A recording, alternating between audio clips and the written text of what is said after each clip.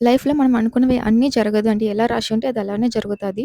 Literally ఈరోజు Friday అనేది నేను మర్చిపోయాను. బేబీస్‌తో ఉన్నప్పుడు డేస్, టైమ్స్ ఏం గుర్తుండదు. ఈ రోజే నేను మా రొటీన్‌ని రీసెట్ చేశాను. చాలా మంత్స్ తర్వాత నేను మా బాబు మేము మార్నింగ్ వాకింగ్‌కెళ్ళామనమాట. ఇంకా మార్నింగ్ మమ్మీని చూస్తే చాలా టైర్డ్‌గా అనిపించి ఇక నేనే సరే ఈరోజు చికెన్ కర్రీ చేద్దామని స్టార్ట్ చేశాను. మమ్మీకి పని తగ్గిద్దామని. కానీ అది రివర్స్‌లో బాగా ఫ్లాప్ అయిపోయింది. ఏం ఆలోచనలో చేశానో తెలియట్లేదు కానీ చికెన్ వాటర్ రిలీజ్ చేసే దాని సంగతి మర్చిపోయాను. 300 ఎంఎల్ వాటర్ పోసేసాను. అది బాగా లిక్విడ్‌గా అయిపోయింది. ఇంకా నయం కర్డ్ వేసి ఉంటే ఇక సముద్రమే. నేను మధ్యలో మమ్మీకి కూడా చెప్పాను కర్డ్ వేయడం మర్చిపోయానని. వేయకపోవడమే మంచిదైపోయింది. నిజంగా కర్రీ ఎలా ఉండిందంటే ఇడ్లీలో ముంచుకొని తింటే చాలా బాగుండేది. రైస్‌కైతే అంతగా బాలేదు కానీ కర్డ్ రైస్‌తో సెట్.